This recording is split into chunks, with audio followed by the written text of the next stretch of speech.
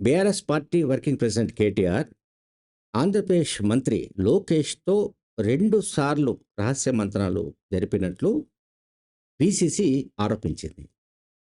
2 సార్లు కేటీఆర్, హరీష్‌ల మధ్య సమావేశం జరిగినట్లు, వాళ్ళిద్దరి మధ్య మంతనాలు జరిగినట్లు పీసీసీ అధికార ప్రతినిధి సామ రామ్మోహన్ రెడ్డి ఆరోపించారు. ఇందులో నిజానిజాలు ఏమైనప్పటికీ కూడా దాంట్లో ఆయన ఏమి ఆరోపణలు చేశాడంటే, బనకచెర్లకు సంబంధించిన ఇష్యూ మనందరికి తెలుసు.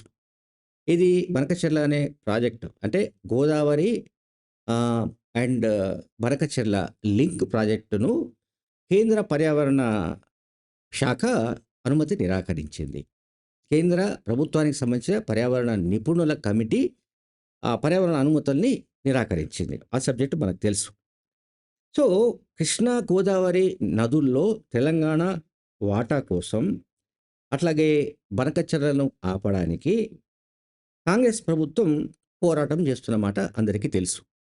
అట్లాగే బనకచెర్ల కట్టడానికి వీల్లేదు, ఎట్టి పరిస్థితుల్లో మేము అడ్డుకొని తీరుతామని బీఆర్ఎస్ పార్టీ నాయకులు కూడా శపథం చేస్తున్న విషయం కూడా మనందరం చూస్తున్నాం. అయితే ఈ పీసీసీ అధికార ప్రతినిధి సామ రామ్మోహన్ రెడ్డి చేస్తున్న ఆరోపణలేంటంటే, ఈ ఇద్దరు కూడా ఏపీ మంత్రి లోకేష్‌తో కేటీఆర్ ఎందుకు సమావేశమయ్యారో వెల్లడించాలి అని ఆయన డిమాండ్ చేశాడు.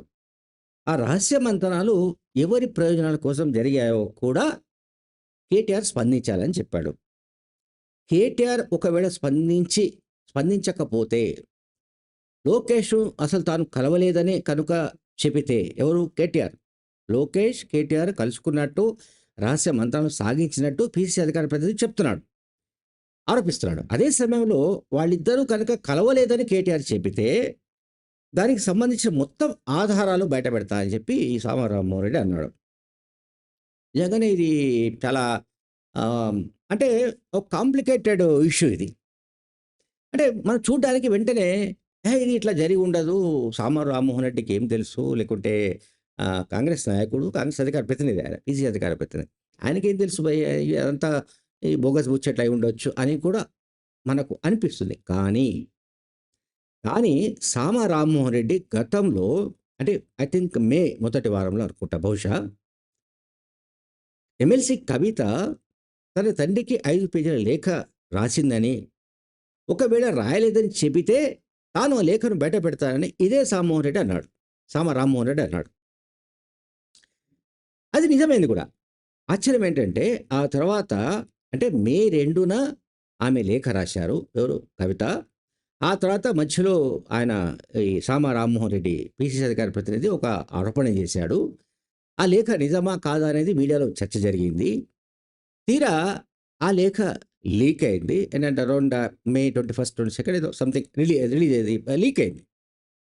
ఆ లీక్ అయిన తర్వాత అసలు ఆ లేఖ బూటకమని, అది ఆమె రాసింది కాదని, కాంగ్రెస్ పార్టీ సృష్టి అని బీఆర్ఎస్ పార్టీ మీడియా ఘోషించింది. తీరా మే 23 సాయంత్రం అమెరికా నుంచి శంషాబాద్ ఎయిర్‌పోర్ట్‌కు చేరుకోగానే కవిత స్వయంగా మీడియాతో మాట్లాడుతూ ఆ లేఖ నేనే రాశానని చెప్పింది. అంటే నేను ఎందుకు ఇది నిజమై ఉండొచ్చు అని ఎందుకు నాకు అనిపిస్తోందంటే, రామరామ్మోహన్ రెడ్డికి పక్కాగా ఏదో సోర్స్ ఉండి ఉండాలి. ఆయనకి సోర్స్ ఉందా?